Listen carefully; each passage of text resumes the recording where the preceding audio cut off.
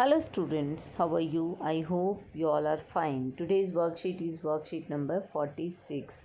आज की वर्कशीट रहेगी आपकी 46 और this is for class 10th subject English. Class 10th subject English के लिए वर्कशीट है। आइए शुरू करते हैं। Again this worksheet is based on the poem Amanda. Amanda आपकी जो पोम है उसके ऊपर ये बेस्ड है।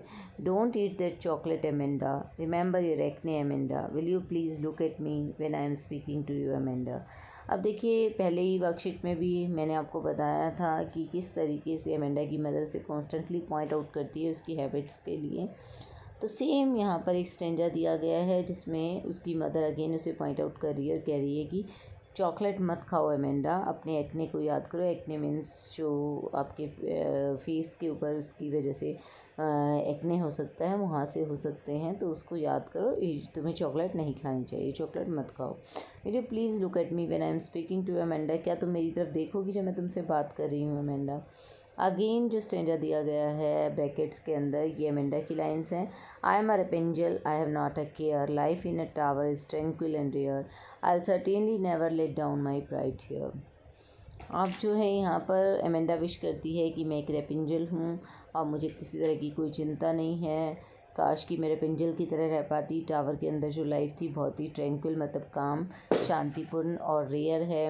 I will certainly never let down my bright hair, मैं कभी भी अपने ब्राइट हेयर को, सुनहरी बालों को नीचे नहीं लटकाऊंगी जैसा कि रेपेंजल ने किया था। रेपेंजल जो है एक फेरी टेल है जिसमें रेपेंजल एक कैरेक्टर है जिसके अंदर उसे जो उसके जो गोल्डन हेयर्स होते हैं रेपेंजल के, वो बहुत ही लंबे होते हैं और उसे एक विच जो है वो एक टावर के अंदर जो है कैद कर देती है। वो अकेली टावर के अंदर रहती है तो अपने बालों को नीचे लटकाती है जिससे वो विच अंदर आती जाती है उस टावर के, तो नहीं तो कोई उस टावर के अंदर नहीं आ जा सकता। तो वो ये कहती है कि रेपेंजल जो है जो टावर के अंदर रहती है कितनी शांतिपूर्ण उसकी लाइफ थी, तो मैं भी काश ऐसे रह पाती। एमेंडा ऐसा विश करती है क्योंकि उसे पसंद नहीं है कि बार बार जो नैगिंग की जा रही है, बार बार उसकी मदर जो उसे टोका टाकी कर रही है वो उसे अच्छी नहीं लगती है, तो इसीलिए वो ऐसा इमेजिन करती हैं। अब बढ़ते हैं क्वेश्चंस की तरफ। Match the words in column A with the correct meaning in column B. Column A के अंदर जो वर्ड्स दिए गए हैं उन्हें कॉलम बी से मैच करना है। देखिए कॉलम ए में फर्स्ट वर्ड दिया गया एक्ने। एक्ने मीन्स पिम्पल्स, तो ये पिम्पल्स से मैच हो जाएगा, मुहां से जिसे आप कह सकते हैं।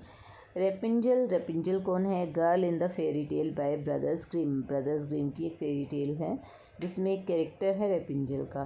ट्रंकिल मीन्स काम। ट्रंकिल का मतलब, ट्रंक्विल का मतलब यहाँ पर होगा काम, पीसफुल यानी कि शांतिपूर्ण। और रेयर मतलब अनकॉमन, जो कि दुर्लभ होता है, जो कहीं नहीं बहुत कम पाया जाए ऐसी चीज़ अनकॉमन होती है, रेयर होती है। और ट्रंक्विल होता है काम, शांति। रेपिंजल कैरेक्टर है और एक्ने हो गया आपका पिम्पल्स।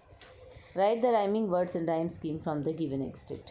यहाँ से आपको राइमिंग वर्ड्स लेने हैं और राइम स्कीम बतानी है। तो राइमिंग वर्ड्स देखिए कौन कौन से हैं जिनको बोलने में सेम साउंड आती है, वो राइमिंग वर्ड्स हो जाएंगे।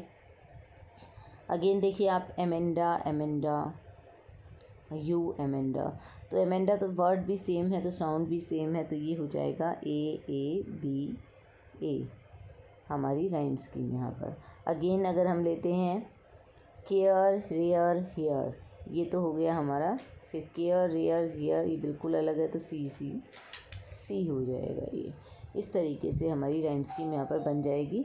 और राइमिंग वर्ड्स आपने देखा केयर, रेयर, हेयर ये सब राइमिंग वर्ड्स हैं, तो इनको एज राइमिंग वर्ड आप यूज़ कर सकते हैं। केयर है, रेयर है और हेयर है। और एमेंडा तो राइम हो ही रहा है क्योंकि एमेंडा बार बार यूज़ हो रहा है, एमेंडा एमेंडा रिपीटिशन हो रहा है। राइम स्कीम आपकी रहेगी ए बी ए सी। इस तरीके से आप स्टेंजा की राइमिंग स्कीम ले सकते हैं, ठीक है। नेक्स्ट हम बढ़ते हैं नेक्स्ट क्वेश्चन की तरफ। Identify and explain the literary device used in the extract. अब देखिए लिटरेरी डिवाइस कौन सा यूज़ हुआ है वो बताना है हमें। एक तो यहाँ पर रेपिटिशन यूज़ हुआ है कि बार बार एक ही वर्ड रिपीट हो रहा है, रेपिटिशन यूज़ हुआ है। एमेंडा का जो आपने देखा कितनी बार रिपीट हुआ है एमेंडा, ठीक है। दूसरा जो है यहाँ पर हम लेंगे कि एक एल्यूजन को यूज़ किया गया, रेफरेंस लिया गया है, फेयरी टेल से रेफरेंस लिया गया है रेपिंजल का। तो एल्यूजन के तौर पर रेपिंजल जो है फेयरी टेल को लिया गया है। तो ये दो लिटरेरी डिवाइस यूज़ हुए हैं। Why does Amanda want to be like Rapunzel? If you do not know the story find about the situation described here by the poet. आप देखिए एमेंडा रेपिंजल की तरह क्यों रहना चाहती हैं। अगर आप कहानी नहीं भी जानते तो उसको कनेक्ट करिए सिचुएशन से जो पोइट ने डिस्क्राइब की है। तो यहाँ पर आंसर आपको मिल जाएगा, नीचे दिया गया है। नेक्स्ट आपका सेंट्रल आइडिया पूछा गया है पोएम का कि सेंट्रल आइडिया क्या है। ठीक है, तो क्या अमेंडा का कसूर है, तो रीजंस बताने। तो यहाँ पर आंसर आपको सब मिल जाएंगे।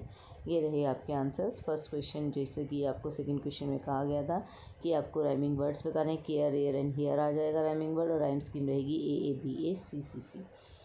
उसके बाद लिटरेरी डिवाइस यूज़ हुआ रेपिटेशन, एमेंडा का एल्यूजन यूज़ किया गया, Rapunzel famous fairy tale character use किया गया है। Amanda wishes to live a life full of peace and freedom like Rapunzel. Rapunzel की तरह वो पीस और फ्रीडम की लाइफ जीना चाहती थी, because she thinks that life in the tower will be peaceful and she never let down her hair down to anyone so that nobody could come to her in the tower. अब वो सोचती कि tower के अंदर life बहुत peaceful है और बहुत ही शांतिपूर्ण है, तो वो कभी भी अपने बाल रेपिंजल की तरह नीचे लटकाएगी जिससे चढ़कर कोई ऊपर आ जाए और उसकी जो है फ्रीडम को डिस्टर्ब करे आकर।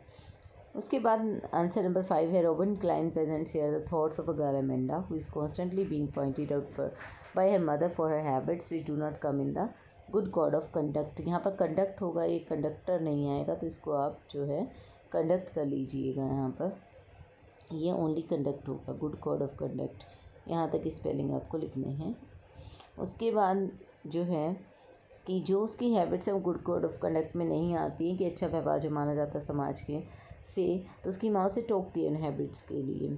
तो Amanda became sad at this instant nagging so she wants to live life on her own terms without any differences.